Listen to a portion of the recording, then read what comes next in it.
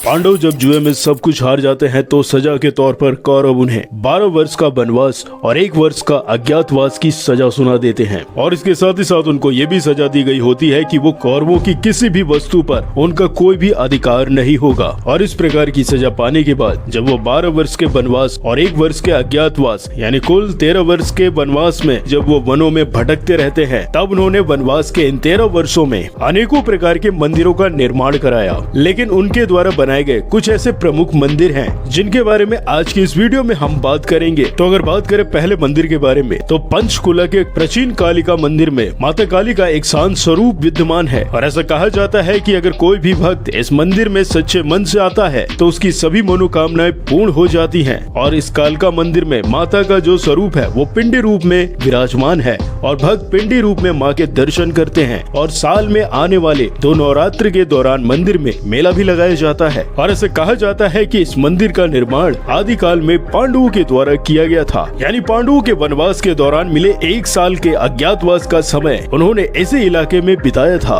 यानी पांडव उस दौरान यहाँ के राजा विराट के यहाँ पर छुपे हुए थे। और ऐसा कहा जाता है कि उस दौरान भीम जो थे वो अपना वेश बदलकर गायों की देखभाल करा करते थे। और उस समय ऐसा कहा जाता है कि उन गायों में से एक दिव्य गाय भी थी राजा विराट के पास, जिसका नाम था श्यामा। और इस गाय के बारे में ऐसा कहा जाता है, शाम को जब ये गाय चरकर वापस महल में पहुंचती है तो उसका दूध पहले से ही निकला हुआ होता है, जिसको राजा काफी दिनों से नोटिस कर रहे थे। और इस रहस्य का पता लगाने के लिए कि आखिर इस गाय का दूध कौन निकालता है, उन्होंने भीम को ये जिम्मेदारी सौंपी। और जब भीम ने इस गाय का दिन भर पीछा किया और धीरे धीरे जब दिन ढलता गया, यानी जब शाम हो गई, तब वो गाय एक स्थान पर जाती है जहाँ पर एक पिंडी विराजमान होती है। और उस पिंडी पर जाते ही अपने आप उसके थनों से दूध की धारा निकलने लगती है। और ये देखकर भीम उस समय हैरान हो जाते हैं। और ऐसा कहा जाता है कि इसके बाद जैसे ही भीम उस पिंडी के पास पहुंचते हैं तो आकाशवाणी हो जाती है कि इस स्थान पर स्वयं महाकाली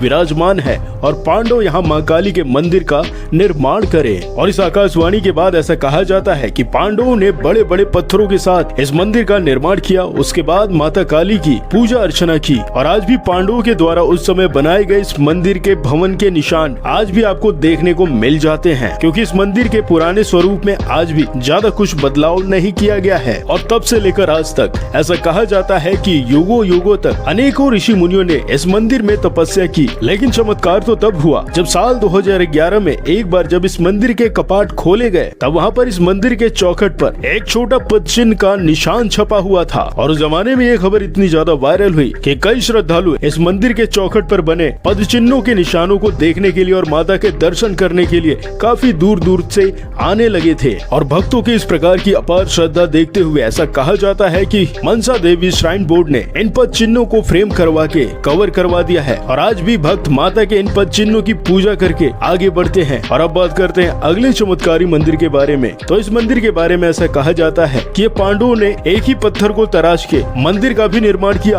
और उसी से 5 शिवलिंगों की स्थापना भी की। तभी से इस मंदिर को पंचदेहरिया महादेव मंदिर के नाम से जाना जाने लगा। यानी आगरा के मालवा जिले के सुसनेर तहसील से करीबन 10 किलोमीटर दूर विंध्याचल पर्वत श्रेणी की चोटी पर स्थित पंचदेहरिया महादेव मंदिर का इतिहास बहुत ही अद्भुत है। और पांडवों द्वारा निर्मित यह मंदिर लाल रंग के एक ही पत्थर से बना हुआ है और इसी पत्थर को काटकर शिवलिंग का निर्माण भी किया गया था। और इस मंदिर का उल्लेख शिव पुराण में भी मिलता है। यानी इस मंदिर के पुजारी पंडित बलराम व्यास के अनुसार उनके पूर्वजों ने ऐसा बताया था कि मुगलों के द्वारा कई मंदिरों को क्षतिग्रस्त किया था और उस समय इस मंदिर पर भी उन्होंने आक्रमण किया था। तब ऐसा कहा जाता है इस मंदिर का जो शिवलिंग था वो पूरी तरीके से खंडित हो गया था। और जब शिवलिंग खंडित हो गया था तब ऐसा कहा जाता है कि उस खंडित शिवलिंग की जो आकृति थी वो बिल्कुल नेत्रों की तरह दिखाई देने लगी थी। यानी ऐसा कहा जाने लगा कि शिव जी का तीसरा नेत्र उस शिवलिंग में उभर कर दिखाई देने लगा। और फिर उसके कई साल बाद बड़े बड़े नगरों के कलाकारों ने इस खंडित हिस्से को जोड़ने का भी काफी प्रयास किया, लेकिन फिर भी ये खंडित शिवलिंग नहीं जुड़ पाया। यानी उन्होंने कई प्रकार के केमिकल लगाकर जोड़ना चाहा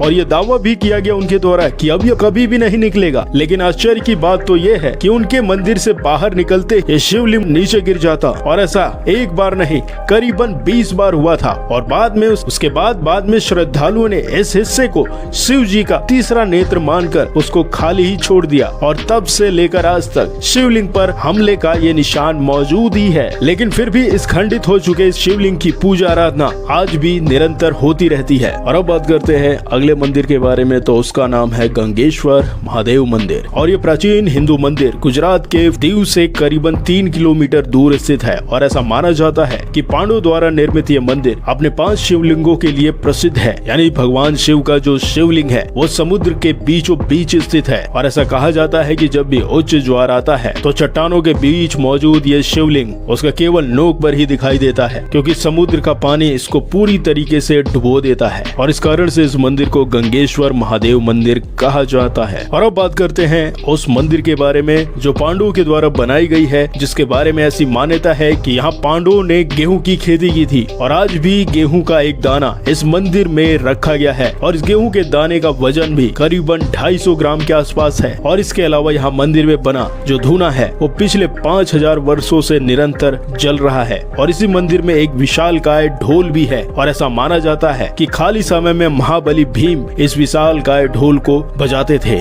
और कुछ लोगों के द्वारा ऐसा भी कहा जाता है कि ये वो स्थान है जहाँ पर हिडिंबा की सर्वप्रथम मुलाकात भीम से हुई थी, जो बाद में उनकी पत्नी बन गई थी। तो हिमाचल प्रदेश के जिला मंडी के करसोर में एक ऐसा मंदिर है जहाँ पर होने वाले चमत्कार हर किसी को अपनी ओर तुरंत आकर्षित करते हैं। यानी करसोर में स्थित यह ममलेश्वर महादेव मंदिर को देश विदेश से लोग देखने के लिए आते हैं। और ऐसा कहा जाता है कि मंदिर में स्थापित ये जो 5 शिवलिंग हैं, ये पांडवों के द्वारा ही स्थापित किए गए थे। और मंदिर भी महाभारत काल का ही बताया जाता है। और अब बात करते हैं उस अद्भुत मंदिर के बारे में जो पूरी तरीके से निर्मित ही नहीं हुआ, और इस कारण से इसको मशरूम मंदिर कहा जाता है। यानी ये जो मशरूम मंदिर है वो भारत के हिमाचल प्रदेश के राज्य में व्यास नदी की कांगड़ा घाटी में स्थित है। और बेजोड़ कला और रहस्यमय इतिहास को संजोकर रखने वाला हिमाचल के कांगड़ा का ये मशरूम मंदिर अब देश का आदर्श स्मारक भी बन चुका है। और इस प्राचीन काल के मंदिर के इतिहास के बारे में ऐसा कहा जाता है कि इस मंदिर को पांडवों के द्वारा निर्माण किया गया था, जिसके साक्ष्य इस मंदिर में मिले कलाकृतियों को देखकर और पुराने स्क्रिप्ट को पढ़कर यह अंदाजा लगाया जा सकता है कि इस मंदिर को पांडवों के द्वारा ही बनाया गया होगा। और ऐसा कहा जाता है कि इस मंदिर को करीबन 15 बड़ी बड़ी चट्टानों को इकट्ठा करके इसका निर्माण किया गया होगा। और ऐसे सबूत मिलते हैं कि बलुआ पत्थरों से बनाए गए इस मंदिर को करीबन 1905 में आए भयंकर भूकंप के कारण काफी नुकसान भी हुआ था, मगर इसके बावजूद भी ये मंदिर आज भी आकर्षण का केंद्र बना हुआ है। और कुछ इतिहासकारों के अनुसार ऐसा कहा जाता है कि इस मंदिर का निर्माण पांडवों के द्वारा तब किया गया था जब वो अज्ञातवास में थे। लेकिन जब दुर्योधन ने अपने गुप्तचरों से उनको ढूंढने के लिए कहा तो वो उनको ढूंढते ढूंढते ऐसे स्थान पर भी पहुंच गए थे। तब ऐसा कहा जाता है पांडवों का अज्ञातवास भी चल रहा था, इसीलिए वो अपनी पहचान को बचाने के लिए इस मंदिर को पूर्ण रूप से बनाए बिना ही वो इस स्थान को छोड़कर कहीं और चले गए। तो ये रहे वो कुछ मंदिर जो पांडवों के द्वारा बनाए गए थे, जो पूरी तरीके से रहस्यमय और अन्य मंदिरों के मामले में बिल्कुल अलग थे। तो अगर आपको ये जानकारी अच्छी लगी तो इस वीडियो को अधिकतर लोगों के साथ शेयर करिएगा। फिर मिलते हैं किसी दूसरे टॉपिक के साथ, तब तक के लिए नमस्कार।